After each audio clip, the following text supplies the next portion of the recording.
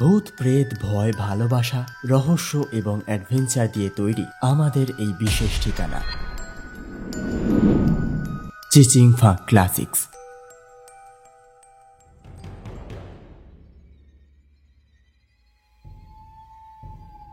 নমস্কার শ্রোতা বন্ধুরা, চিচিংফা ক্লাসিক্সে আপনাদের সকলকে স্বাগত। কেমন আছেন সবাই? আশা করি ভালোই আছেন। আবহমান সময় ধরে চলে আসা এই পৃথিবীতে সবচেয়ে পবিত্র জিনিস প্রেম এবং ভালোবাসা। কিন্তু ভালোবাসা কি শুধু একদিক থেকেই হয়? অপরজনের ভালোবাসার ভালো মানুষের মুখোশের আড়ালে যদি থেকে যায় কোনো কুটিল ঘৃণ্য মনস্কামনা, সেটা জানার আগেই যদি সবকিছু শেষ হয়ে যায়, তখন কি ভাবছেন? সেটা জানতে হলে শুনতে হবে আমাদের আজকের নিবেদন, লেখিকা মৈত্রী চ্যাটার্জির কলমে বর্তমান প্রেক্ষাপটের উপর লেখা এক হাড় হিম করা ভূতের গল্প, অভিশপ্ত কাম পিপাসা। গল্পটি সম্পূর্ণরূপে প্রাপ্তবয়স্কদের জন্য, তাই ছোটদের কাছে আমার অনুরোধ গল্পটি থেকে একটু দূরত্ব বজায় রাখার। আজ গল্প পাঠে আমি সৌভিক, অন্যান্য চরিত্রে সঞ্জু, সায়ক, পৃথা, সানি, শুভম এবং সুপ্রিয়। শব্দগ্রহণ এবং আবহ সৃষ্টি সৌভিক, প্রচ্ছদ সৌভিক। শুরু হচ্ছে চিচিংফা ক্লাসিক্সের আজকের নিবেদন, মৈত্রী চ্যাটার্জির কলমে অভিশপ্ত কাম পিপাসা।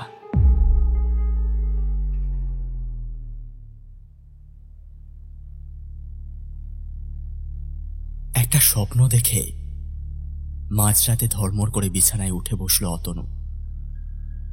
সর্বাঙ্গ শিরশির করে উঠল তার।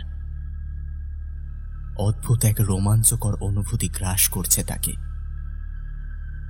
সেই এলোমেলো চুলের মেয়েটা আজও তার স্বপ্নে এসেছিল আবার। স্বপ্নটা ইদানিং সে প্রায়ই দেখছে। এতদিন মেয়েটার মুখ মাথা স্কার্ফের আড়ালে ঢাকা ছিল, কিন্তু গতকাল রাতে মেয়েটির মুখ স্বপ্নেও সে স্পষ্ট দেখেছে। আজও তার ব্যতিক্রম হল না। মেয়েটির সদ্য স্নাত ভেজা চুল থেকে টুপটাপ করে ঝরে পড়ছে জল, স্বচ্ছ সাদা পোশাকের ভেতর দিয়ে। ফিনফিনে ভেজা পোশাকের আড়াল থেকে ফুটে উঠেছে কামনায় উদ্ধত স্তনযুগল, নিটোল বিভাজিকা, নিখুঁত নাভিদেশ, চিকন কোমর আর গোপন অঙ্গরেখা। কমলালেবুর কোয়ার মতো নরম ঠোঁটের কোণে লেগে আছে কামনার লোলুপ হাসি। মেয়েটি সুডৌল প্রস্ফুটিত যৌবন অতনুকে হাতছানি দিয়ে ডাকছে।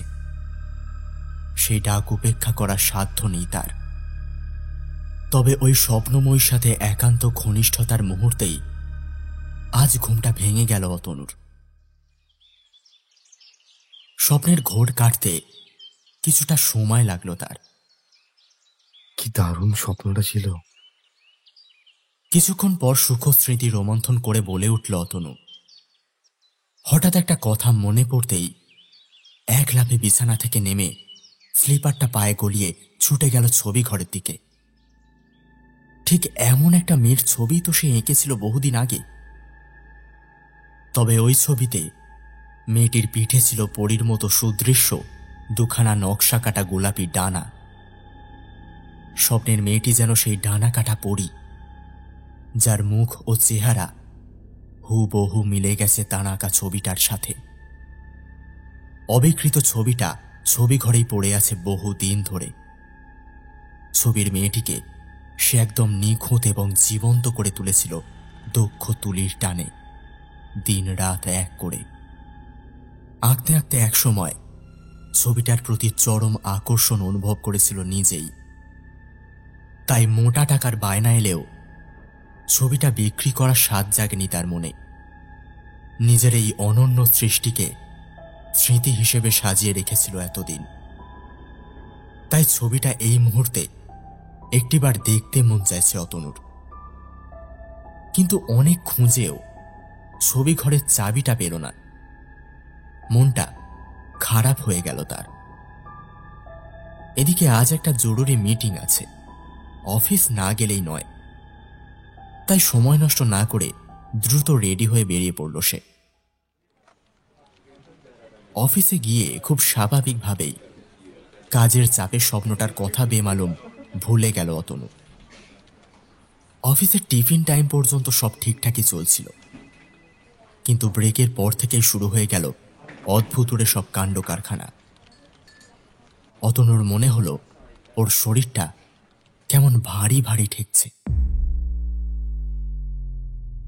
কিছু যেন একটা চেপে বসে আছে ওর শরীরের ভেতরে। একটা চাপা কর্কশ হাসির আওয়াজ পেয়ে চমকে উঠল অতনু।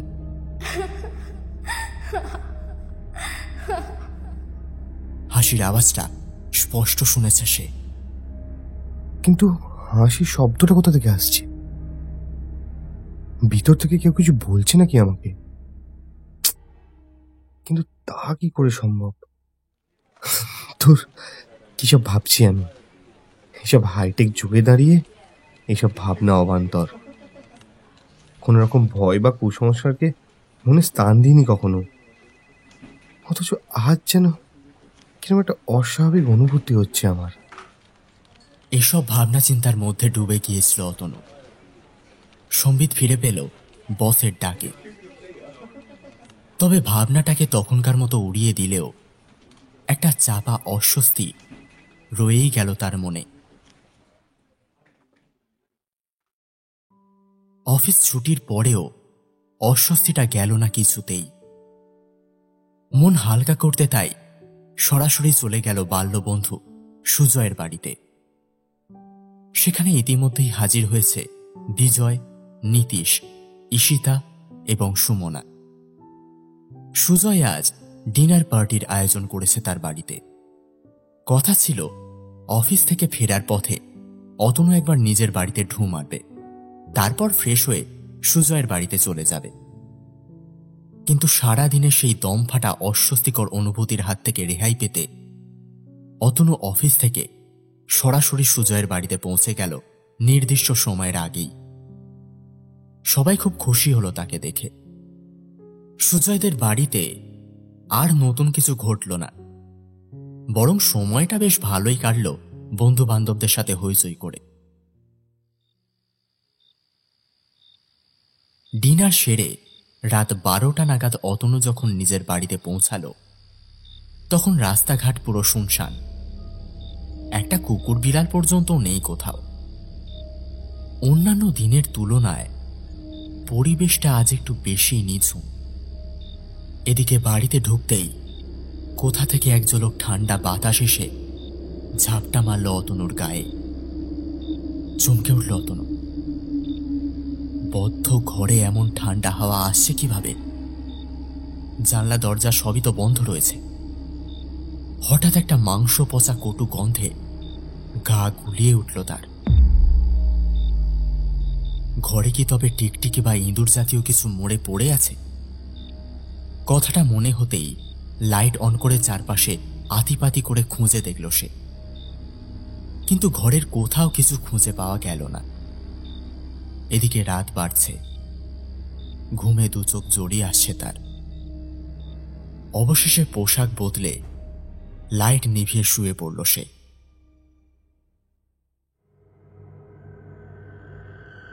ঘুমের ঘোরে সেই মেয়েটির স্বপ্ন দেখল আবার। স্বপ্ন সুন্দরী দুই বক্ষের মাঝে সে তখন নিজেকে সঁপে দিয়েছে কুঁড়ির সন্ধানে। দেহের সব ওমটুকু নিতে পৌঁছে গেছে অতল খাদের কিনারে। মোক্ষম মুহূর্তে আবার একটা বিশ্রী হাসির শব্দে স্বপ্নটা ভেঙে গেল অতনুর। সারা শরীর ঘামে ভিজে গেছে। হাসির শব্দটা ভেসে আসছে তার ছবি ঘরের ভিতর থেকে। দুপুরে সেই দমফাটা অস্বস্তিটা ফিরে এলো আবার। আর এক মুহূর্ত সময় নষ্ট না করে খাট থেকে নেমে ছুটে গেল ছবি ঘরের দিকে। মনে পড়ে গেল গত রাতের কথা। কিন্তু ওই তো, ছবি ঘরের চাবিটা তো এখন আগের মতোই দেয়ালের হুক থেকে ঝুলছে। তাহলে গতকাল সে খুঁজে পায়নি কেন? অন্যমনস্ক হয়ে কথাটা ভাবতে ভাবতে তালা খুলে ছবি ঘরে প্রবেশ করল সে। ঘরটা বহুদিন অব্যবহৃত অবস্থায় পড়ে রয়েছে। নতুন কর্পোরেট জব জয়েন করার পর থেকে ছবি আঁকার সুযোগ তেমনভাবে আসেনি তার। আগে যা বা কালভদ্রে ছবি আঁকত, এখন আর তা হয়ে ওঠে না একদম। তবে মূল্যবান কিছু ছবি ও মূর্তি স্টক করে রাখা ছিল ছবি ঘরে, তাই ঘরটা তালা বন্ধ অবস্থাতেই পড়ে রয়েছে। অথচ হাসির আওয়াজটা তো এই ছবি ঘর থেকেই এসেছে। সেই ঘরে ঢুকে লাইট ফ্যান অন করে চারপাশে তাকাতেই অতনুর চোখ চলে গেল ঘরের কোণে রাখা একটা ক্যানভাস স্ট্যান্ডের উপরে। সেখানে একটা প্রমাণ সাইজের ছবি কাপড় দিয়ে ঢেকে রাখা আছে। ঢাকাটা সরাতেই ঠোঁটের কোণে তৃপ্তির হাসি ফুটে উঠল অতনুর। হ্যাঁ হ্যাঁ, এই ছবির মেয়েটাই, এই ছবির মেয়েটাই আমার স্বপ্নে আসে প্রতিদিন। অতনু পরম যত্নে হাত বোলালো ছবিটার গায়ে। আর তখনই ঘটে গেল এক অবিশ্বাস্য ঘটনা। ছবিটা ঠাস করে ঘরের মেঝেতে পড়ে গেল আপনা থেকেই। ফটো থেকে গল গল করে বেরিয়ে আসছে তাজা রক্তের ধারা। নিজের চোখকে বিশ্বাস করতে পারছে না অতনু। এ কি দেখছে সে? তবে কি ড্রিঙ্কের মাত্রাটা আজ একটু বেশি হয়ে গেছে, আর তাই সে সব ভুলভাল দৃশ্য দেখছে? টলতে টলতে বেসিনে গিয়ে চোখে মুখে জল দিয়ে এলো অতনু। ছবি ঘরটা দীর্ঘদিন ব্যবহৃত হয়নি, ফলে ঝুল ও ধুলোর পুরো আস্তরণ জমেছে। জায়গায় জায়গায় মাকড়সার জাল কেমন একটা ভুতুড়ে পরিবেশের সৃষ্টি করেছে। কিন্তু ছবি ঘরে ফিরে এসে ভূত দেখার মতোই চমকে উঠল সে। কোথায় রক্ত? মেঝে তো একদম পরিষ্কার এবং ফাঁকা। ছবিটাও ঠিক জায়গা মতোই রয়েছে। সবকিছু আগের মতোই স্বাভাবিক। তাহলে তার মানে তার ধারণায় সঠিক, সে ভুল দেখেছে। কিন্তু এরপর যে ঘটনাটা ঘটল তার জন্য একেবারেই প্রস্তুত ছিল না সে। ছবিটা হঠাৎ নড়ে চড়ে উঠল। ছবির ভিতর থেকে ধীরে ধীরে একটা ছায়ামূর্তি বেরিয়ে আসছে অতনুর দিকে। সে টের পেল তার পা দুটোকে কে যেন শক্ত করে ধরে আছে। ছুটে পালাবার জো নেই। ভয়ে চোখ বুঁজে ফেলল অতনু। হঠাৎ মেয়েলি গলায় খিলখিল করে হাসির শব্দে চটকা ভাঙল তার।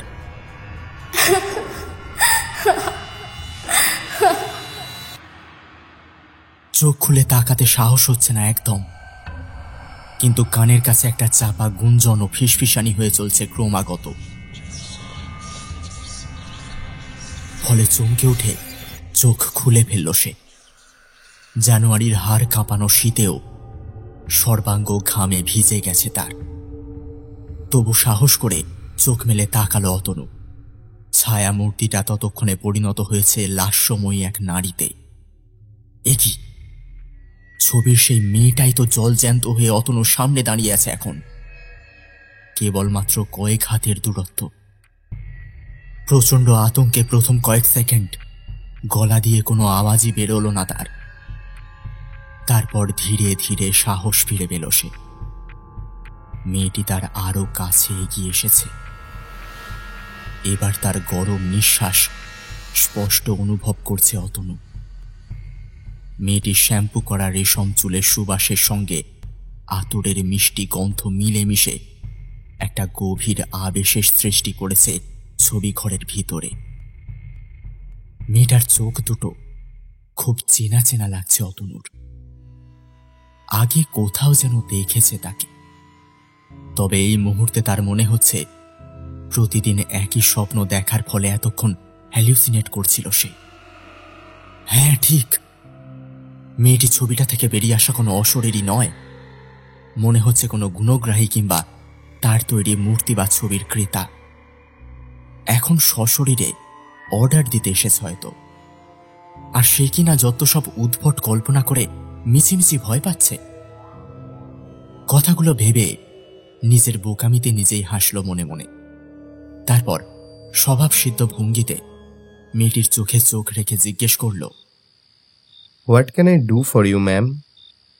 মেয়েটি হাসি মুখে হ্যান্ডশেক করে বলল, আমি আপনার টপ ফ্যান, আই মিন পেইন্টের।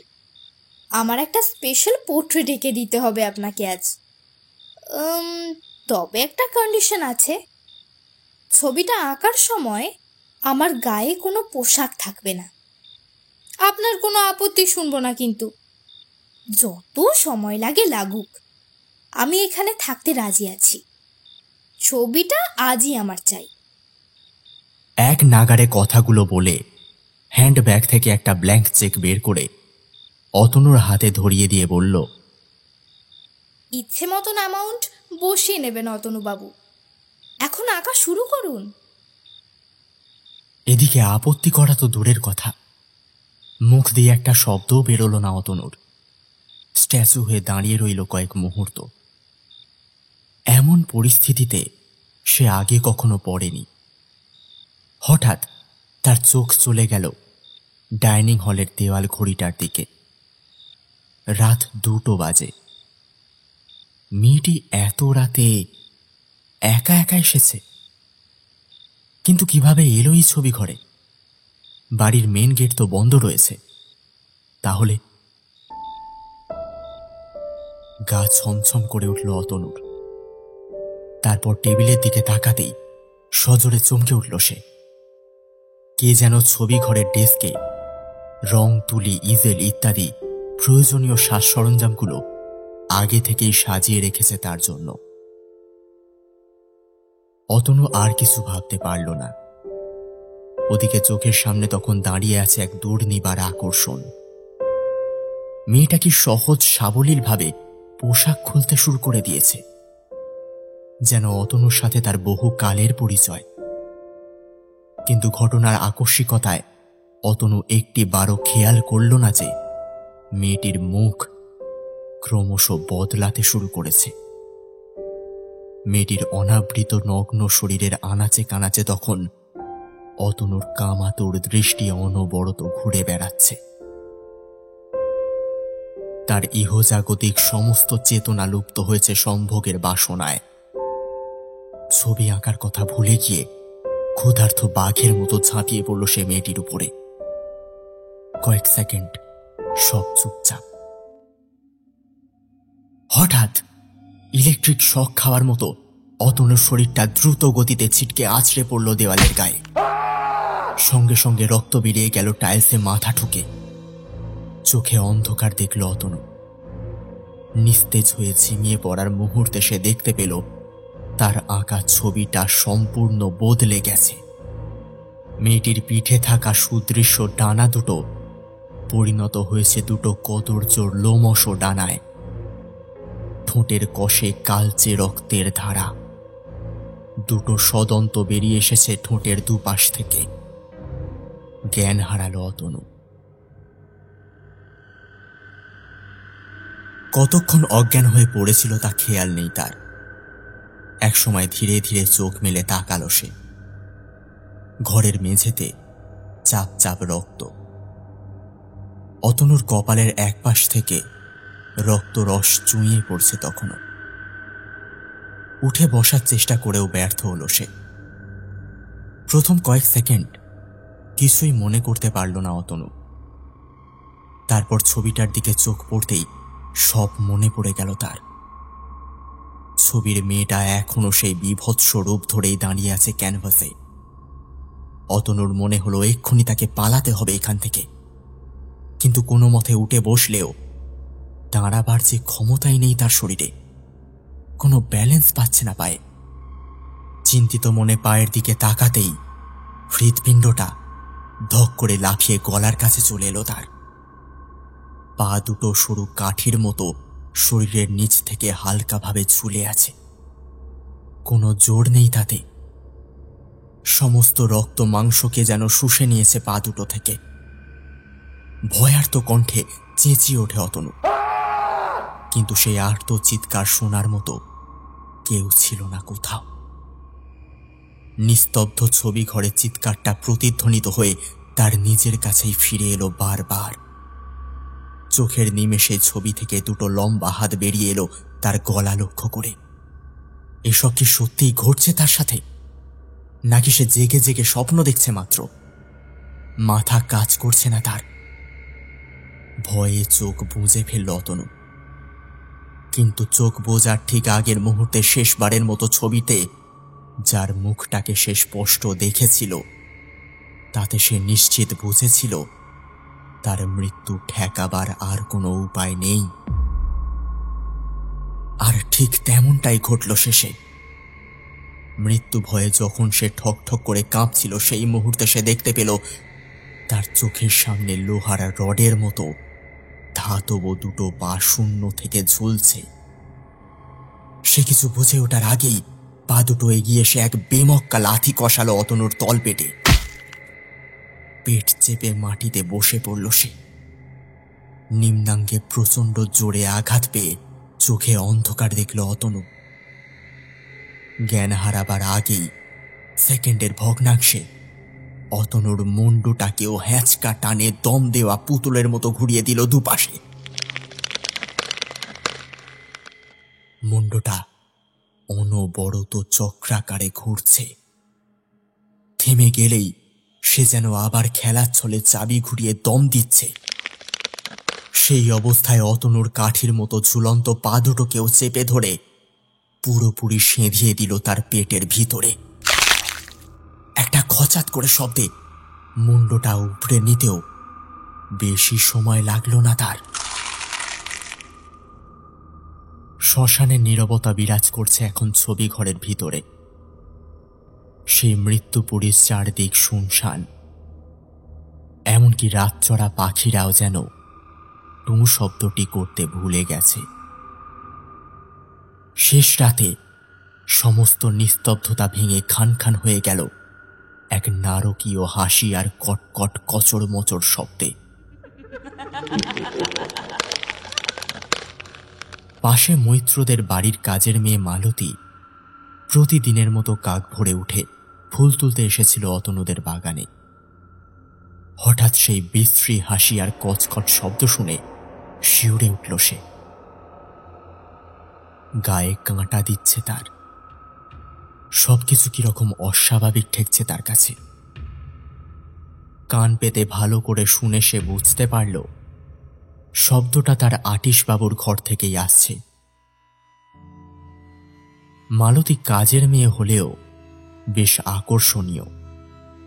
তার উথলে ওঠা ভরপুর যৌবন অতনুকে আকর্ষণ করেছে বারে বারে। অতনু তাদের এলাকায় আর্টিস্ট অতনু নামেই পরিচিত ছিল। সেই সূত্রে মালতী তাকে আটিশবাবু বলেই ডাকে। অতনুর ছবি ঘরের লাগোয়া বারান্দার গেট খুলে রাতের পর রাত সে গোপনে অভিসারে এসেছে তার আটিশবাবুর কাছে। তবে ইদানিং মালতীর দিকে অতনুর আর মন ছিল না। কর্পোরেট সংস্থায় চাকরি নেওয়ার পর থেকে অতনুর আচার আচরণ এবং মানসিকতায় আমূল পরিবর্তন ঘটে গেছে। নিজের শিল্প সত্তাকেও বিসর্জন দিয়েছিল সে। মালতীর অবশ্য তাতে কোনো আক্ষেপ ছিল না।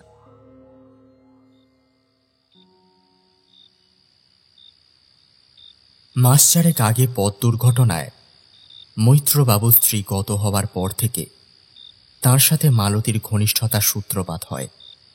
এতে মালতীর আখেরে লাভই হয়েছে। তবে তার আটিশবাবুর ছবি ঘর থেকে হঠাৎ কেন এমন বিকট শব্দ ভেসে আসছে? ভয় পেলেও কৌতূহল বশত তা দেখার জন্য চুপি চুপি ছবি ঘরের পিছনের সেই বারান্দার কাছে এসে দাঁড়ালো মালতী।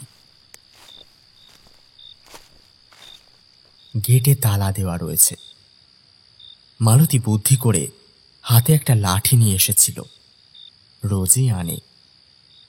সেই লাঠিটা বারান্দার গ্রিলে ঢুকিয়ে ছবি ঘরের দরজায় ঠক ঠক শব্দ করতে লাগলো। ভিতরের কচকচানে শব্দটা তখনও হয়ে চলেছে। অথচ কোনো সাড়া শব্দ পাওয়া গেল না অতনুর। নাম ধরে বেশ কয়েকবার ডেকেও যখন কোনো সাড়া মালতী পেল না, তখন চোখ চলে গেল পিছনের বাগানে ঘেরা ছবি ঘরের জানালার দিকে। কাঁচের জানালা দুটো পাটে বন্ধ রয়েছে ভিতর থেকে। মালতী আর কাল বিলম্ব না করে হাতের লাঠিটা দিয়ে সজোরে আঘাত করল কাঁচের সার্সির উপরে। ঝনঝন শব্দে কাঁচ ভেঙে যেতে যে হাড় হিম করা দৃশ্যটা তার নজরে পড়ল, তাতে তার হৃদস্পন্দন বন্ধ হবার জোগাড়। ঘরের চতুর্দিক ভেসে যাচ্ছে তাজা রক্তে, হাড়গোড় ছড়িয়ে ছিটিয়ে রয়েছে সর্বত্র। বিভৎস ভয়ঙ্কর চেহারার এক নারী মূর্তি মেঝেতে বসে কচকচ করে একটা কাটা মুন্ডু চিবিয়ে খাচ্ছে পরম আনন্দে। তার মুখটা বিকৃত এবং ক্ষত বিক্ষত, আর মাঝে মাঝেই গলা থেকে বেরিয়ে আসছে হাড় হিম করা বিকট এক অট্টহাসি। মালতীর দিকে সে ভ্রুক্ষেপও করল না। আস্তে আস্তে উঠে মিলিয়ে গেল বাতাসে। ছবি ঘরের ঠিক মাঝখানে মেঝের উপর পড়ে আছে অতনুর মুন্ডহীন দেহটা। স্তব্ধ মালতী চিৎকার করতেও ভুলে গেল। তারপর মাথা ঘুরে পড়ে গেল বাগানের মাটিতে।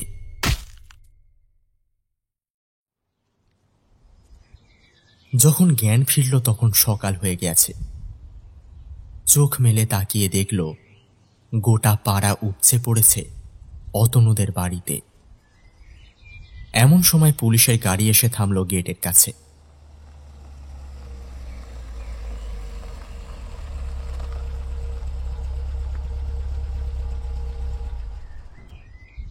গাড়ি থেকে নেমে এলেন লোকাল থানার ইন্সপেক্টর শ্রীধর মল্লিক। বাড়ির দরজা ভেঙে ঢুকে গেল একদল কনস্টেবল। মৈত্রবাবু ভয়ে বিস্ময়ে বাকরুদ্ধ হয়ে দাঁড়িয়ে আছেন এক পাশে। থেকে থেকে মালতীকে দেখছেন চিন্তিত মুখে। অন্যান্য প্রতিবেশীরাও ভয়ে সিঁটিয়ে আছে। ইন্সপেক্টর মল্লিক মালতীকে কিছুক্ষণ জিজ্ঞাসাবাদ করে ছেড়ে দিলেন। মালতীকে দেখেই বোঝা যাচ্ছে দুশ্চিন্তায় আতঙ্কে সে রীতিমতো অসুস্থ হয়ে পড়েছে। তবু সে বিলাপ করতে করতে যতটুকু বলল তার উপর ভিত্তি করে সারা বাড়ি খুঁজে দেখা হলো তন্ন তন্ন করে, কিন্তু কোথাও কোনো নারী মূর্তিকে খুঁজে পাওয়া গেল না। এমনকি ছবি ঘরের সেই ছবিটাও গায়েব হয়ে গেছে। ঘরের মধ্যে শুধু পড়ে আছে কিছু হাড়গোড়, রক্ত আর অতনুর মুন্ডহীন দেহটা। হঠাৎ লাশের পায়ের দিকে চোখ পড়তেই আঁতকে উঠলেন ইন্সপেক্টর মল্লিক নিজেও। কোনো মানুষের পক্ষে কি এমন কাজ করা সম্ভব? কোনো বন্য সাপদও এতটা হিংস্র হতে পারে না বোধহয়। কনস্টেবল ব্রজগোপাল বললেন, এ নিশ্চয়ই কোনো অশরীরীর কাজ। লক্ষ্য করে দেখেছেন কি অসম্ভব ক্ষিপ্ততায় মৃতের দুটো পা ধরে দুমড়ে মুচড়ে তার পেটের ভেতর সিঁধিয়ে দিয়েছে। এ কাজ কোনো মানুষের পক্ষে করা সম্ভবই নয়। ওদিকে সারা বাড়ি তোলপাড় করে ছবি ঘরের দেরাজের ভিতর থেকে পাওয়া গেল একটা সোনার জলে নাম খোদাই করা মোটা চামড়ার ডায়েরি। ডায়েরিটা খুলতেই কতগুলো আতর মাখা গোলাপি খাম আর শুকনো গোলাপ মাটিতে পড়ে গেল। প্রতিটা খামেই অতনুকে উদ্দেশ্য করে লেখা প্রেমের চিঠি। শেষ খামটা খুলে দেখা গেল তার ভিতরে চিঠির সাথে আছে একটি পরমা সুন্দরী মেয়ের ছবি। মালতী ছবিটা দেখে চিনতে পারল। বলল, মেয়েটিকে কয়েকবার অতনুর কাছে আসতে দেখেছে সে। তবে আরো অনেক মহিলা আসত আটিশবাবুকে দিয়ে তাদের ছবি আঁকাতে। সাব ইন্সপেক্টর মিস্টার যোশী পরপর পয়েন্টগুলো নোট করে নিচ্ছিলেন। ঠোঁটের কোণে একটা অর্থপূর্ণ হাসি ফুটে উঠল তার। ইন্সপেক্টর মল্লিকও একটু হেসে চাপা গলায় একটা কাঁচা খিস্তি দিলেন মৃত অতনুর উদ্দেশ্যে। ওরের বাচ্চা। তারপর মাথার টুপিটা পরে নিয়ে মিস্টার যোশী বললেন, একটা কাজ করুন, ডায়েরিটা সঙ্গে নিয়ে চলুন, এটা আমাদের তদন্তে সাহায্য করবে, ঠিক আছে? তারপর মালতীকে প্রয়োজন মতো থানায় হাজিরা দেওয়ার কথা বলে থানার উদ্দেশ্যে রওনা দিলেন তারা।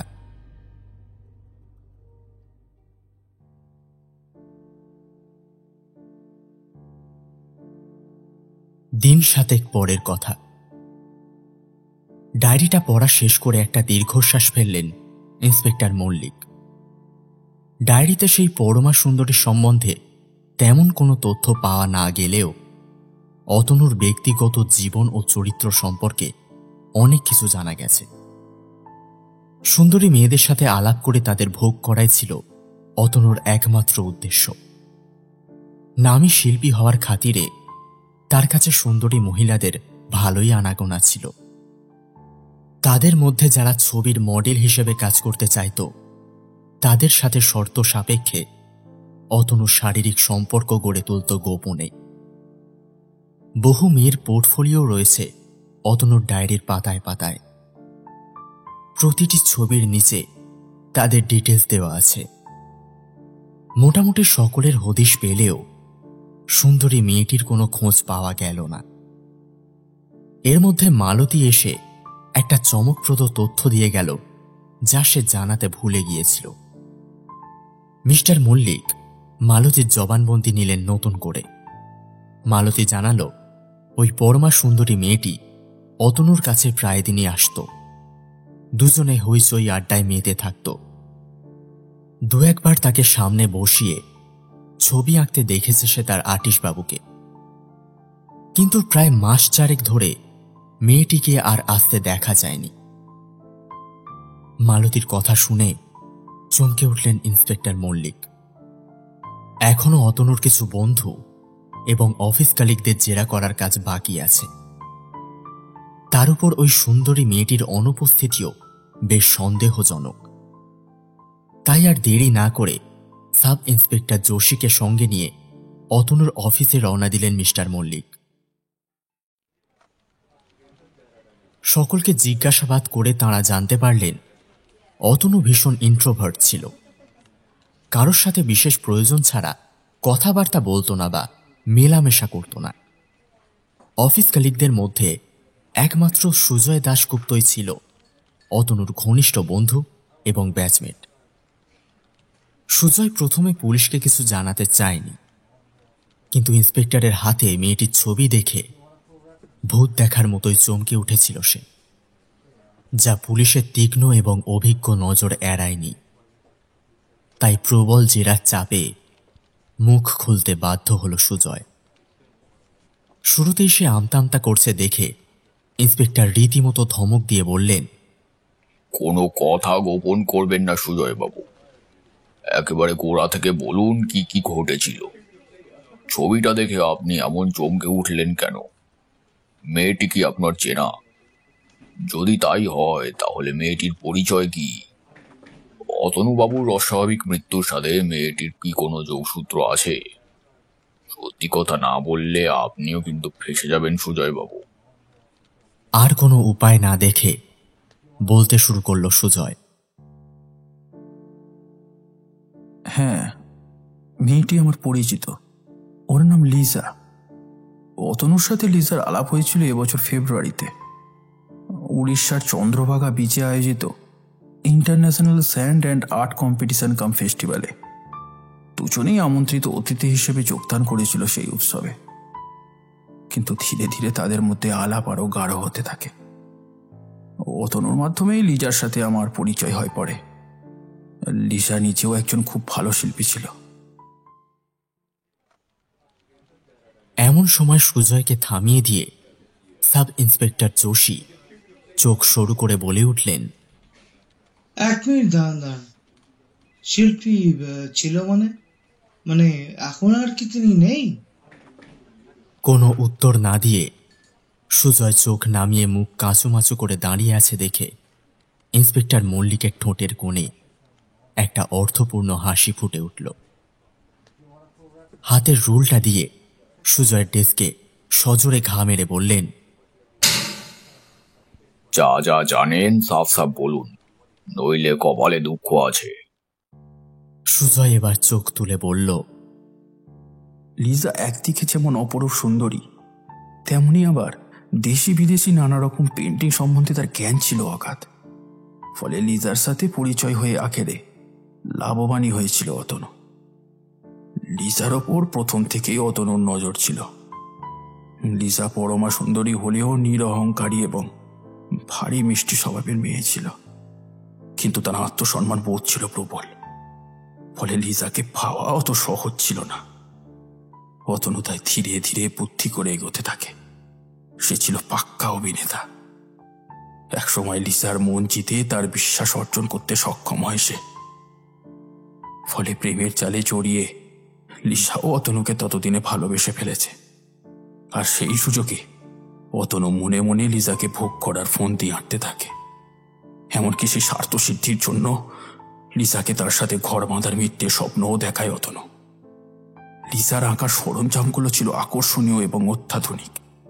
এছাড়াও ছিল নামি দামি সব পেন্টিং এর বই, সেগুলো পর্যন্ত আত্মসাৎ করতে চেয়েছিল অতনু।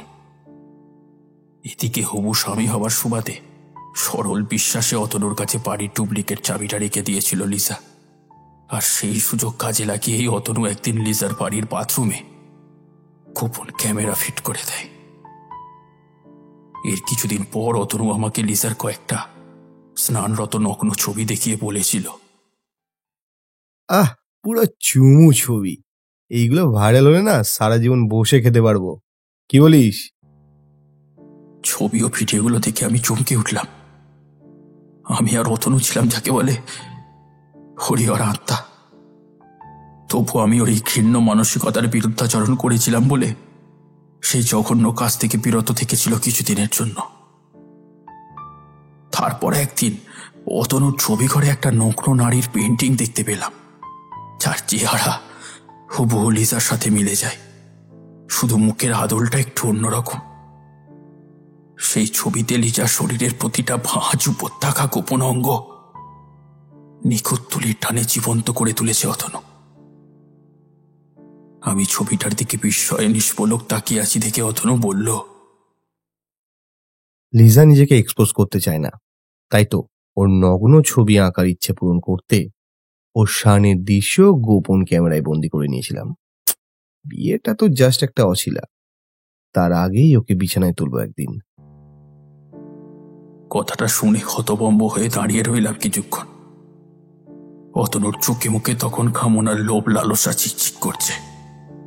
বুঝলাম শুধু ছবি এঁকে ক্ষান্ত হবার পাত্রও নয়। তা টেরও পেলাম কিছুদিন বাদে। এখান থেকে অনতি দূরেই দীঘা একটা বেশ বড় অ্যামাউন্টের অয়েল পেন্টিং এর অর্ডার পেয়ে অতনু লিসাকে নিয়ে চলে গেল দুদিনের জন্য। কিন্তু দিন তিনেক পর অতনু একাই ফিরে এলো। আমি ওর উস্কো খুস্কো চুল আর চোখের তলায় কালি দেখে আন্দাজ করলাম কিছু একটা অঘটন বোধহয় ঘটে গেছে। অতনু কাঁদো কাঁদো হয়ে জানালো, লিজা সমুদ্র ভালোবাসে বলে সি বিচে বসে ওই পেন্টিং এর কাজটা সম্পূর্ণ করার প্রস্তাব দিয়েছিল অতনু। সে জানতো এতে লিজা খুবই খুশি হবে এবং তার সাথে দীঘায় যেতে এক কথায় রাজি হয়ে যাবে। ফলে অতনুর আসল উদ্দেশ্য সফল হতেও কোনো বাধা থাকবে না আর। কিন্তু সমুদ্রে স্নান করার আনন্দে লিজা নাকি এতটাই মত্ত হয়ে পড়েছিল যে অতনুর হাত ছাড়িয়ে গভীর জলে চলে গিয়েছিল সে। বারবার নিষেধ করার সত্ত্বেও সে নাকি শোনেনি। এদিকে লিসাকে বাঁচাতে অতনু তার কাছে পৌঁছাবার আগেই নাকি সে সমুদ্রে তলিয়ে যায়। আমি শুনে আঁতকে উঠলাম, বললাম, এ তো অপঘাতে মৃত্যু হয়েছে লিজার, তাছাড়া এটা তো পুলিশ কেস। আমি মুখে সে কথা বললেও মনে মনে খুবই চিন্তায় পড়ে গেলাম। ভাবলাম ঘটনাটা একবার জানাজানি হলে অতনুকেই কালপ্রিট ভাববে সকলে। তবে সেদিন যে আমার খটকা লাগেনি তা নয়। মনে হচ্ছিল যে অতনু ইচ্ছে করে লিজাকে গভীর সমুদ্রে নিয়ে যায়নি তো। লিজাকে বসে আনতে না পেরেই কি শেষে সমুদ্রে ডুবিয়ে হত্যা করলো তাকে। কিন্তু পরক্ষণেই মনে হলো যে না, অতনু আর যাই হোক, সে অন্তত খুনি হতে পারে না। আমি ওকে চিনি, ও আমার বন্ধু। এদিকে ঘটনাটা চেপে যাওয়ার জন্য অতনু আমাকে বারবার অনুরোধ করতে লাগলো। মোটা টাকার লোভও দেখিয়েছিল আমাকে। টাকার কথা শুনে মনে হলো অতনু বোধহয় সত্যি লিজাকে হত্যা করেছে, তাই টাকা দিয়ে মুখ বন্ধ করে রাখতে চাইছে।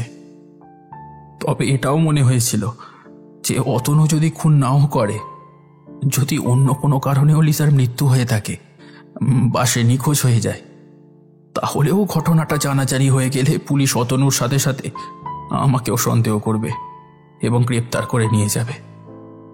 তাই এক প্রকার আত্মরক্ষার তাগিদেই ঘটনাটা বেমালুম চেপে খেলাম। ভুল করেছিলাম আমি, ভুল করেছিলাম।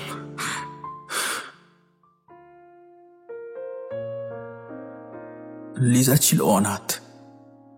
এই দেশে ওর কোনো আত্মীয় স্বজনও সেরকম কেউ নেই। সে অনাথ আশ্রমে বড় হয়েছে। তবে কথায় কথায় অতনুর কাছে শুনেছিলাম কয়েক বছর আগে হঠাৎ লিজার এক দুঃসম্পর্কের কাকা নাকি এদেশে এসেছিলেন। তখনও লিজার সাথে অতনুর আলাপ হয়নি। লিজা অতনুকে জানিয়েছিল আর্ট কলেজে ভর্তির পাশাপাশি একটা লেডিস হোস্টেলে থেকে পার্ট টাইম জব করেছিল। সেখানকার ঠিকানা জোগাড় করে তিনি নাকি লিজার সাথে যোগাযোগ করেন। লিজার সেই কাকা ছিলেন অবিবাহিত। এদেশে কাকার পূর্বপুরুষদের সূত্রে প্রাপ্ত একটা ব্রিটিশ আমলের বিশাল বাড়ি ছিল। এখানে আসার কিছুদিন পরই উনি হঠাৎ অসুস্থ হয়ে পড়েন। তারপর মৃত্যুশয্যায় লিজাকে সেই বাড়ির মালিকানা দিয়ে যান। এত বছর ধরে ওই বাড়িতেই একাই বসবাস করছিল লিজা। কাকার মৃত্যুর পর এখানে আর খোঁজ করার মতো তার আর তেমন কেউ ছিল না। ফলে ঘটনাটা চেপে রাখতে আমাদের কোনো অসুবিধে হয়নি।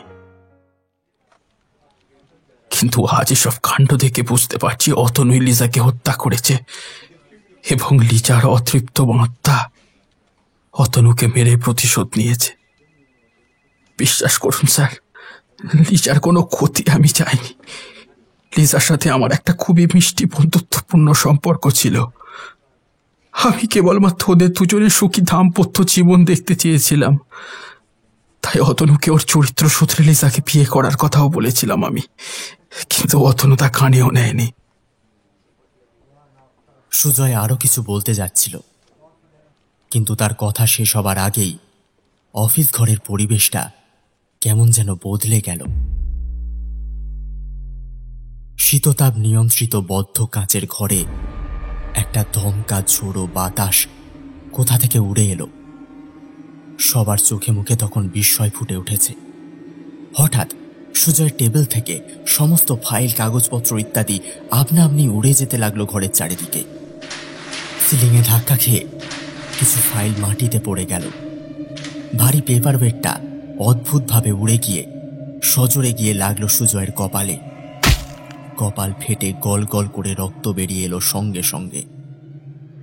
সবাই আতঙ্কিত হয়ে ঘরের ভিতর ছোটাছুটি শুরু করে দিল। সকলেই টের পেল কে যেন তাদের এই ঘরেই আটকে রেখেছে।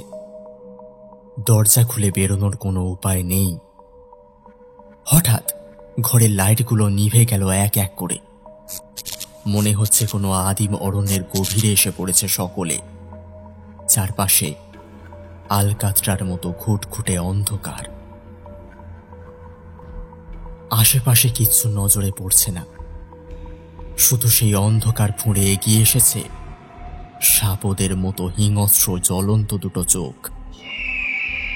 তবে তাকে চোখ না বলে শুধু দুটো অগ্নিকুণ্ড বলাই ভালো। তাদের না আছে কোনো আকার, না আছে আধার, অথচ শূন্যে ভেসে তারা অনবরত জ্বলছে আর নিভছে। আবার কখনো একেবারে স্থির হয়ে থাকছে সুজয়ের মুখের উপরে।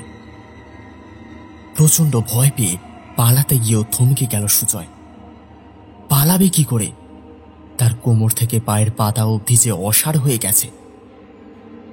আচমকা কেউ বিশ্রী খ্যানখ্যানে গলায় হেসে উঠল এবার। অথচ আশেপাশে কেউ নেই, কেবল হাওয়ায় ভাসমান সেই জ্বলন্ত চোখ দুটো ছাড়া। কিন্তু ও কি? গোটা ঘরটা এমন জনশূন্য হয়ে গেল কিভাবে?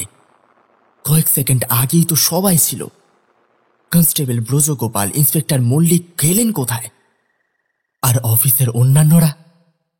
হঠাৎ সুজয়ের খেয়াল হলো সে সম্পূর্ণ অন্য একটা ফাঁকা ঘরে একদম একা দাঁড়িয়ে আছে। কিন্তু সে এখানে এলো কিভাবে? সে তো অন্যান্য কলিগদের সাথে অফিসের বসের ঘরে ছিল। এটা তো তাদের অফিস নয়। বুকের রক্ত হিম হয়ে গেল মুহূর্তের মধ্যে, যেন কয়েক লিটার বরফ জল খেয়ে ফেলেছে সে। কয়েক সেকেন্ড গলা দিয়ে কোনো আওয়াজই বের হলো না সুজয়ের। তার মধ্যেই কখন যেন ঘরের মেঝেটা দু ফাঁক হয়ে গেছে।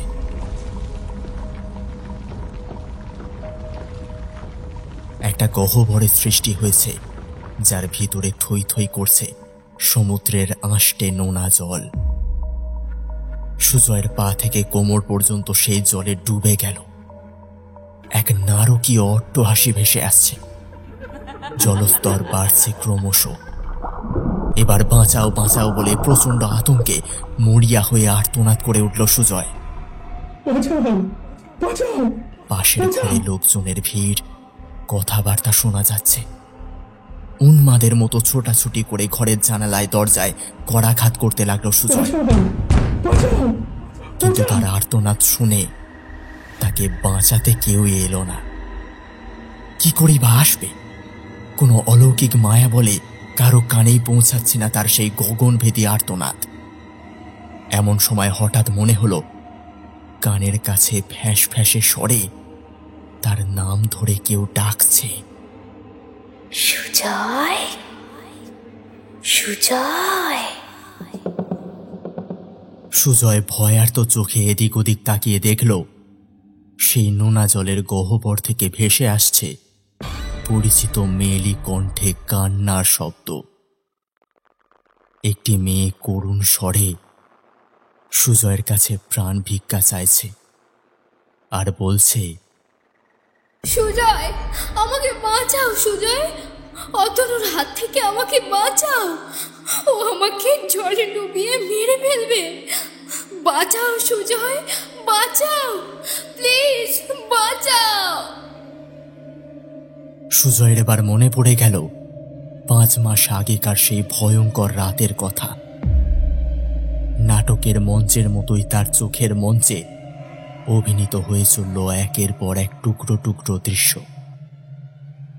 চোখের সামনে ভেসে উঠল লোকালয় থেকে একটু দূরে নির্জন সৈকতে অবস্থিত সেই গাছগাছালিতে ছাওয়া রিসর্ট, সি ট্রি হাউসের মনোরম ছবি।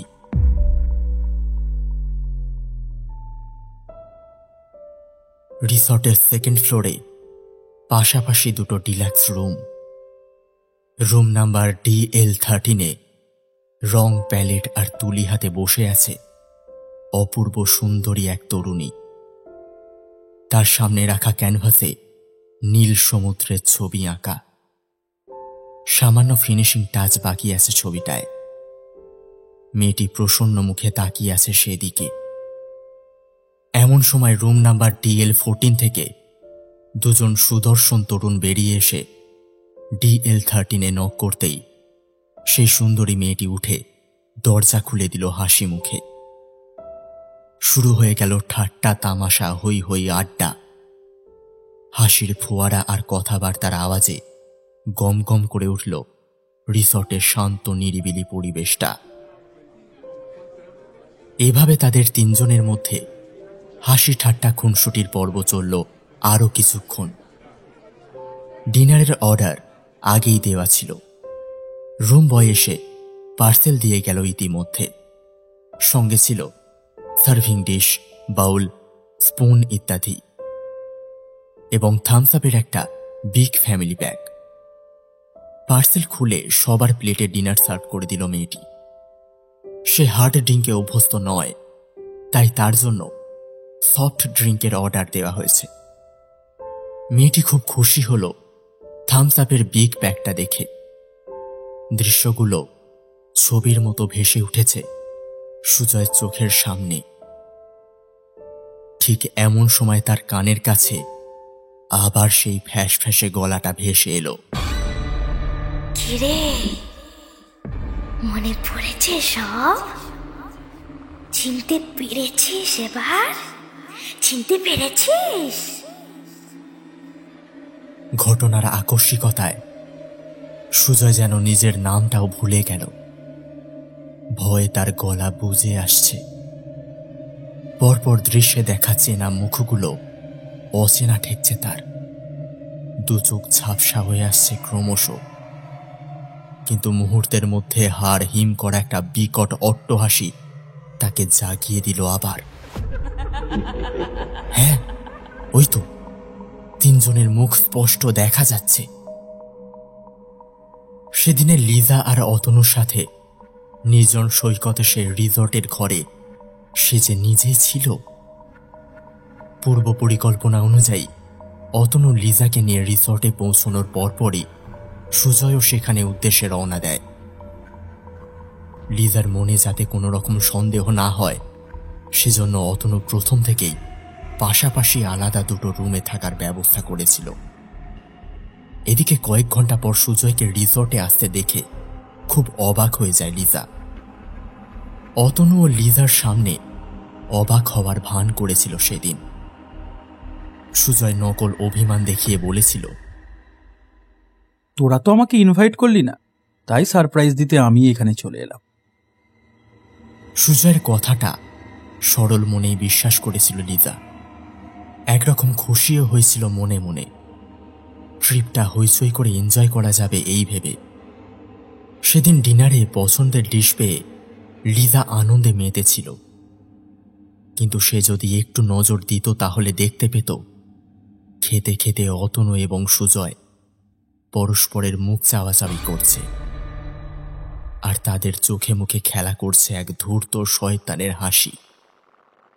খানিক পরে সুজয় চোখের ইশারা করতেই অতনু খাওয়া ছেড়ে 3টে কাঁচের গ্লাস নিয়ে এলো বেড সাইড টেবিল থেকে। সুজয় ও লিজা মুখ হাত ধুয়ে এসে বসতেই অতনু দুজনের সামনে থামস আপের গ্লাস ধরিয়ে নিজেও একটা গ্লাস নিল। তারপর তিনজনে চিয়ার্স বলে খেতে শুরু করলো একসাথে। আবার আড্ডার পর্ব চলল কিছুক্ষণ, কিন্তু লিজার হঠাৎ কেমন যেন অস্বস্তি শুরু হলো। চোখের পাতা ভারী হয়ে এলো তার, চোখ জড়িয়ে আসছে ঘুমে। কিছুতেই সে আর চোখ খুলে রাখতে পারছে না। মাথা ঝিমঝিম করছে, নিঃশ্বাস নিতে অসুবিধা হচ্ছে তার। গলার কাছে কি যেন একটা আটকে আছে দলা পাকিয়ে। অবশেষে মাথা ঘুরে জ্ঞান হারিয়ে লুটিয়ে পড়ল বিছানায়। অতনু সুজয়ের দিকে তাকিয়ে চোখ টিপে হেসে বলল, ওষুধের অ্যাকশন শুরু হয়ে গেছে গুরু। এই বাড়ি তো আসল কাজের পালা। কিন্তু সুজয় কিছু বুঝে ওঠার আগেই অতনু তার চোখের সামনে নিজের সমস্ত পোশাক খুলতে শুরু করে দিল। তারপর লিজার অচৈতন্য শরীরটাকে সম্পূর্ণ বিবস্ত্র করে মেতে উঠল নিজের বিকৃত কামনা চরিতার্থ করতে। সেই অবস্থায় লিজার জ্ঞান ফিরে এলো হঠাৎ। তখন তার যোনি থেকে অবিরত রক্তক্ষরণ হয়ে চলেছে। তবু বাঁচার চেষ্টায় দুর্বল শরীরে বাধা দিতে গেল লিজা। অতনু সঙ্গে সঙ্গে ওর মাথায় জোরে আঘাত করল পোর্সেলিনের ভারী সুপ বাউলটা দিয়ে। রক্তাক্ত লিজা ফের জ্ঞান হারিয়ে লুটিয়ে পড়ল ঘরের মেঝেতে। দৃশ্যটা দেখে সুজয় হতভম্ব হয়ে দাঁড়িয়ে রইল কিছুক্ষণ। তারপর তার চোয়াল শক্ত হয়ে এলো ধীরে ধীরে। চোখে প্রতিহিংসার আগুন জ্বলছে। ঠোঁটের কোণে একটা ক্রূর হাসি খেলা করছে তার। পুরনো পরিকল্পনা ছেড়ে নতুন একটা ছক কষে নিল, এক ঢিলে 2 পাখি মারার। অতনু যে এভাবে সমস্ত প্ল্যান বানচাল করে দেবে তা স্বপ্নেও ভাবেনি সুজয়। কথা ছিল ডিনারের পর ওষুধ মেশানো থামস আপ খাইয়ে লিজাকে অচৈতন্য করে সমুদ্রে নিয়ে যাবে। সেই মতো কড়া ডোজের স্লিপিং পিলসের স্ট্রিপটা খুলে লিজার অলক্ষ্যে পুরোটাই তার থামস আপের গ্লাসে মিশিয়ে দিয়েছিল অতনু। রিসর্টে আসার একদিন আগেই সুজয় অতনুকে পরিষ্কার জানিয়েছিল যে লিজাকে সে আর চায় না। লিজার আঁকা সমস্ত দামি দামি পেন্টিংগুলোকে নিজের নামে চালিয়ে ওর সবকিছু আত্মসাৎ করতে চেয়েছিল অতনু। এছাড়াও লিজার বাড়ির সিন্ধুকে তার কাকার দেওয়া একটা মূল্যবান হীরের হার ছিল। সেই সিন্ধুকের কম্বিনেশন লকটা পর্যন্ত অতনু কিভাবে যেন জেনে গিয়েছিল। ফলে লিজাকে হত্যা করে চিরকালের মতো সব ঝামেলা চুকিয়ে দেবার প্ল্যান করেছিল সে। অতনু কথা দিয়েছিল সুজয়কেও টাকা পয়সার হার এবং বিক্রির বকরা দেবে। সব ঠিকঠাকই চলছিল, কিন্তু অতনু যে লিজাকে অজ্ঞান করে হঠাৎ এভাবে উপর্যুপরি ধর্ষণের খেলায় মেতে উঠবে তা সে স্বপ্নেও কল্পনা করেনি। তবে টাকা পয়সার ভাগ ছাড়াও সুজয় নিজেও লিজাকে ভোগ করতে চেয়েছিল। সে প্ল্যান করেছিল অতনু যখন লিজাকে সমুদ্রে ডুবিয়ে মারবে তখন লিজাকে বাঁচাবার অছিলায় সুজয় সেদিকে ছুটে যাবে এবং লিজার উপর চড়াও হয়ে নিজের লালসা মেটাবে। তারপর দুজনে মিলে লিজাকে হত্যা করে দেহটা জলে ভাসিয়ে দেবে রাতের অন্ধকারে। অতনুও এতে সায় দিয়েছিল। এদিকে এখন তো সুজয়ের সেই কামনা বাসনা চরিতার্থ করার মোক্ষম সুযোগ উপস্থিত হয়েছে। অথচ এই মুহূর্তে লিজার নগ্ন রক্তাক্ত শরীরটাকে দেখে তার সমস্ত লোভ লালসা উড়ে গেল নিমেষেই। মাখা আটার তাল থেকে কি আর টাটকা রুটির স্বাদ মেলে?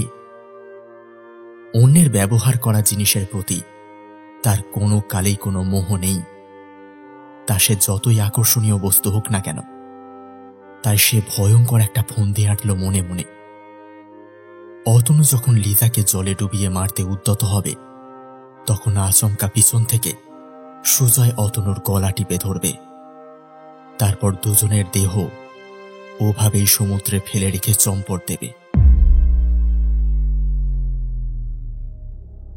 লিজা সেদিন খুন হয়েছিল ঠিকই, কিন্তু সুজয়ের পরিকল্পনাটা সফল হয়নি সেদিন। অতনু যখন প্রায় অর্ধমৃত লিজাকে বালির উপর টেনে হিঁচড়ে নিয়ে যাচ্ছিল সুজয়ও তখন সেই কাজে হাত লাগিয়েছিল। তারপর লিজার শরীরটাকে সমুদ্রে নিয়ে যেতেই জলের ঝাপটা এসে চোখ মেলে তাকিয়েছিল আবার। সুজয় সমুদ্রে নেমে একটু দূরত্ব রেখে দাঁড়িয়েছিল সুযোগের অপেক্ষায়। অতনু লিজার চুলের মুঠি ধরে গালিগালাজ করতে করতে নোনা জলে নাকানি চোগানি খাওয়াচ্ছিল বারবার। লিজা শ্বাস প্রশ্বাস নিতে পারছিল না, নাকে মুখে জল ঢুকে গিয়েছিল। তবুও শেষ মুহূর্ত পর্যন্ত বাঁচার লড়াই চালিয়ে গিয়েছিল সে।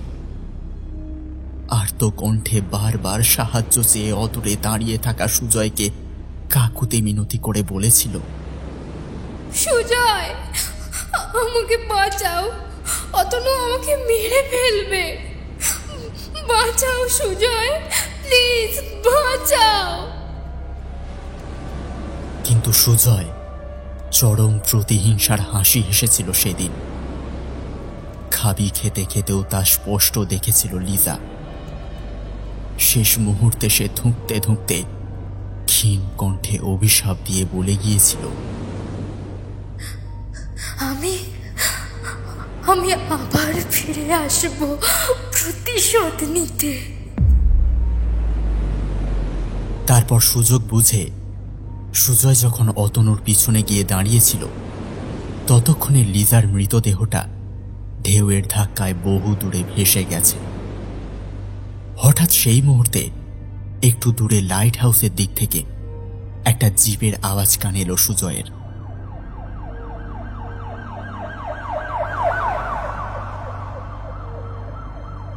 শব্দটা অতনুর কানেও এসেছে। ধরফড়িয়ে উঠে অতনু বলল, কি ব্যাপার বলতো? এত রাতে কি তবে পুলিশের টহল চলছে, নাকি কোনো যাত্রীবাহী গাড়ি এলো? বিপদ বুঝে সিদ্ধান্ত বদলে নিতে বাধ্য হয়েছিল সুজয়। কোনো উত্তর না দিয়ে এক ছুটে রিসর্টে ফিরে গিয়েছিল অতনুর হাত ধরে। অতনু সেদিন ঘুণাক্ষরেও টের পায়নি সুজয়ের মনের কথা। সেদিন রাতেই তারা লাগেজ নিয়ে বেরিয়ে পড়েছিল প্রচুর টাকার বিনিময়ে।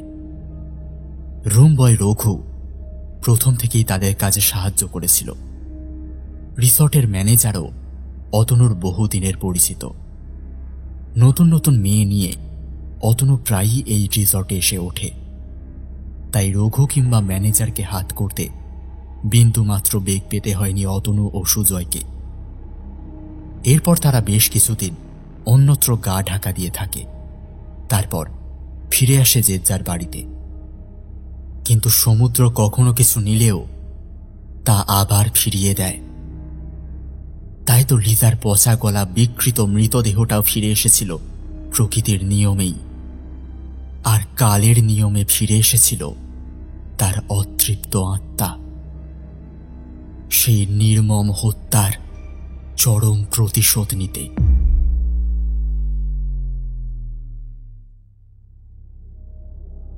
সেই প্রেতাত্মার মুখটা এবার স্পষ্ট দেখতে পেল সুজয়। পচা গলা বিকৃত অবয়ব নিয়ে জ্বলন্ত চোখে তার দিকে তাকিয়ে আছে লিজা।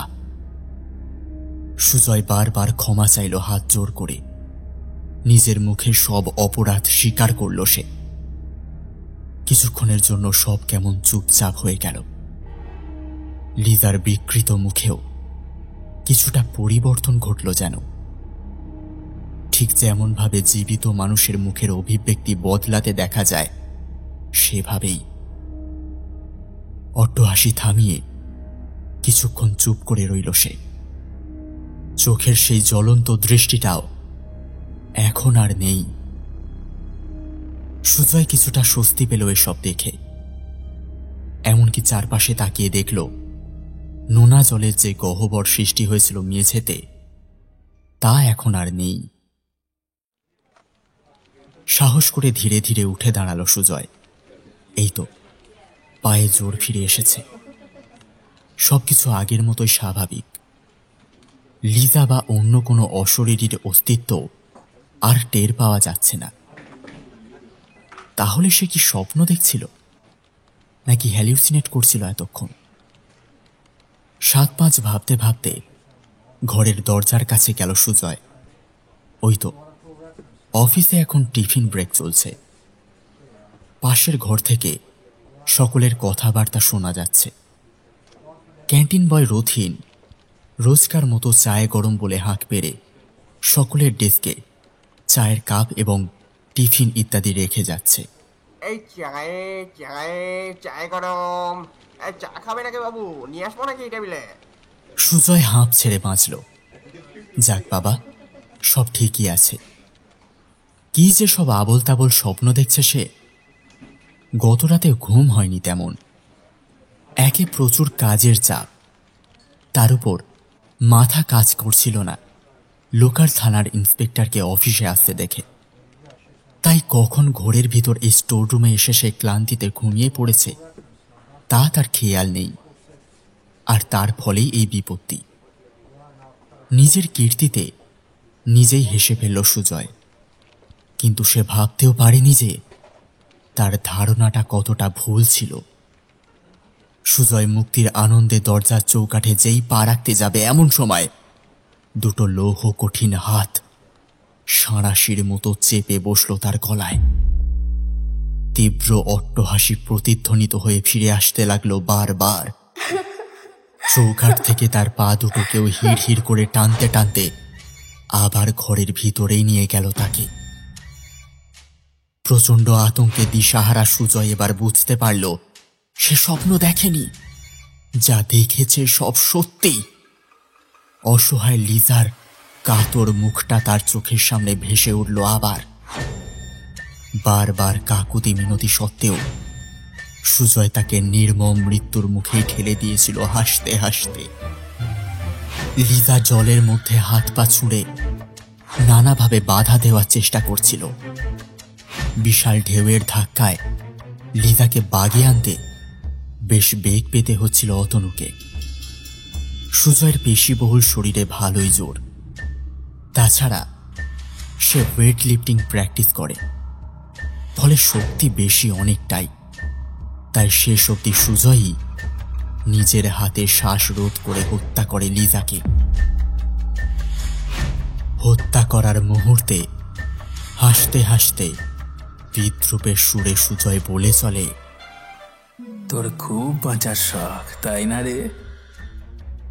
কিন্তু তোকে বাঁচিয়ে যে আমার আর কোনো লাভ নেই। তোর ওই খেটে যাওয়া বাসি শরীরটা যে আমার আর কোনো কাজেই লাগবে না, তাই মরতে তো তোকে হবেই। একটা নির্মম হাসি হেসে উল্লাসে ফেটে পড়ে সুজয়। তারপর লিজাকে হত্যা করে। অতনুও হাসতে হাসতে লিজার দেহটাকে পা দিয়ে ঠেলে ঠেলে আরো দূরে নিয়ে যেতে থাকে। তারপর এক সময় জলের তোড়ে মৃতদেহটা ভেসে যায় বহু দূরে।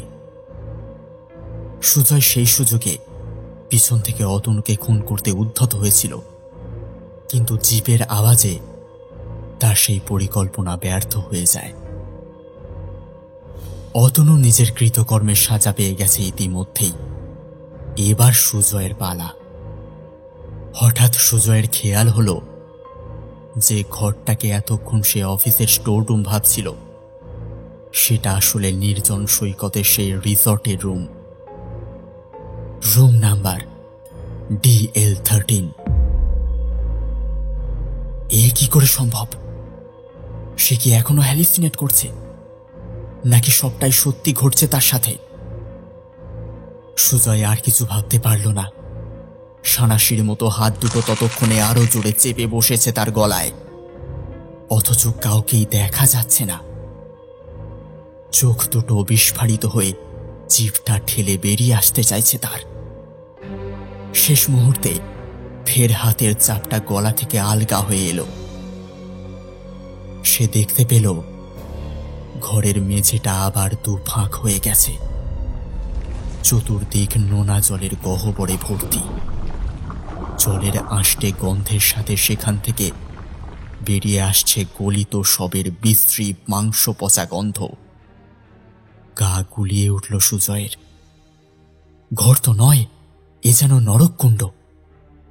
আর বিভৎস চেহারা এবং লম্বা দুটো হাত নিয়ে সেই নরক থেকে শটান উঠে আসছে লিজা। চোখের কোটর দুটো বালিতে ঠাসা, নাক মুখ থেকে অবিরত নোনা জল বেরিয়ে আসছে। সারা গায়ে মাথায় লেপ্টে আছে অজস্র বালুকণা, আর ছোট বড় নানান আকারের ভয়ঙ্কর সব সামুদ্রিক সরীসৃপ।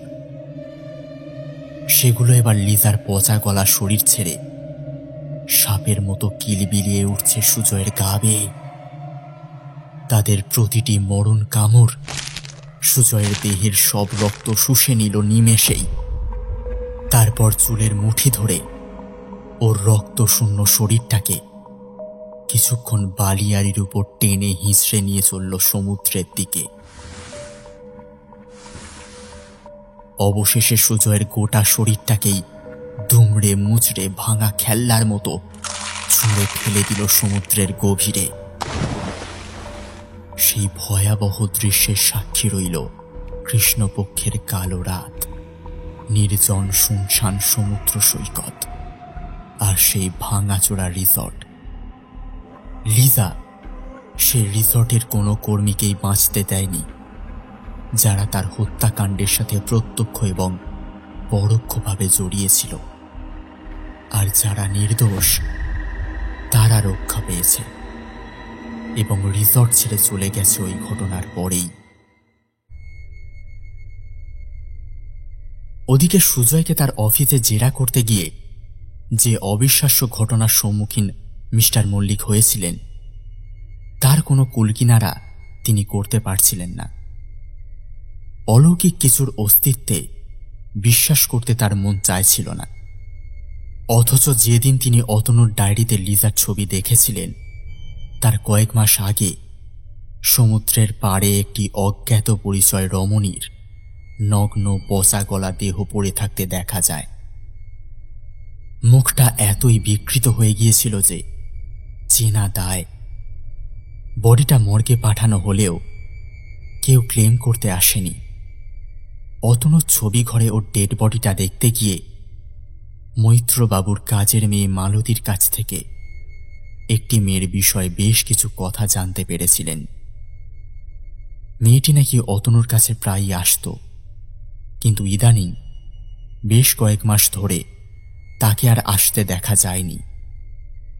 সে কথা শুনে তার ষষ্ঠেন্দ্রেয় জানান দিয়েছিল যে এই দুটো ঘটনার মধ্যে একটা যোগসূত্র অবশ্যই আছে, তবে একটা অপার্থিব শক্তিও যে কাজ করছে আড়ালে আবডালে তা তিনি টের পেয়েছিলেন অচিরেই। সেদিন মাত্র কয়েক সেকেন্ডের মধ্যেই সুজয়ের অফিসের পরিবেশটা বদলে গিয়ে কাগজপত্র, ফাইল, এমনকি পেপার ওয়েটটা পর্যন্ত বদ্ধ ঘরের ভিতরে উঠতে শুরু করেছিল আপনা আপনি। আশ্চর্যজনকভাবে তাঁর এবং অন্যান্য সকলের চোখের সামনেই সুজয়কে কে যেন ভ্যানিশ করে নিয়েছিল এক নিমেষে, যেন সুজয় নামের কারো অস্তিত্বই ছিল না কখনো এখানে। এমন অবিশ্বাস্য ঘটনার কোনো বিজ্ঞানসম্মত বা যুক্তিযুক্ত কারণ খুঁজে না পেলেও তিনি আন্দাজ করেছিলেন কিছুটা। তাই রাতারাতি সাব ইন্সপেক্টর যোশীকে নিয়ে গাড়িতে করে রওনা দিয়েছিলেন সেই রিসর্টের উদ্দেশ্যে। গন্তব্য খুব বেশি দূরে নয়, আধ ঘন্টার মধ্যে সেখানে পৌঁছে দেখতে পেলেন সব শেষ হয়ে গেছে। রিসর্টের ঘরে রুম বয় রঘু আর ম্যানেজার মিস্টার রক্ষিতের ঘাড় ভাঙা বিকৃত দুটো মৃতদেহ দেখতে পেলেন তাঁরা। অনেক তল্লাশির পর সুজয়ের সাদা ফ্যাটফ্যাটে বিভৎস মৃতদেহটা ভেসে এসেছিল দুদিন পরেই। নাক, মুখ, কপাল থেঁতলে দেয়া হয়েছে ভারী কিছু দিয়ে। গাল এবং চোয়ালের কিছুটা অংশ ঝুলছে, বাকিটা অবশিষ্ট নেই। শরীর ফুলে ঢোল, চোখ দুটোকেও নির্মমভাবে কেউ যেন খুবলে নিয়েছে। কিন্তু সেই মৃতদেহ ভেসে এলেও তার নাগাল পাওয়া সম্ভব হয়নি। চরম আক্রোশে লিজার আত্মা সুজয়ের লাশটাকে টুকরো টুকরো করে কেটে সমুদ্রের দিকে ছুঁড়ে দিতেই একদল ক্ষুধার্ত রাক্ষসে জীব সঙ্গে সঙ্গে তা গ্রাস করে নিল পরম উল্লাসে। দৃশ্যটা দেখে বিকট অট্টহাসিতে ফেটে পড়ল লিজা।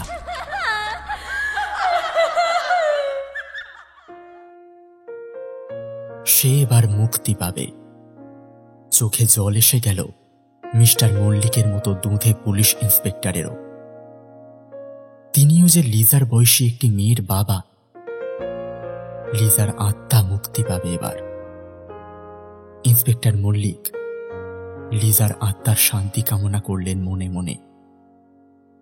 লিজার ধোঁয়াটে শরীরটা আস্তে আস্তে মিলিয়ে গেল আকাশ ছোঁয়া সমুদ্রের অভ্যন্তরে।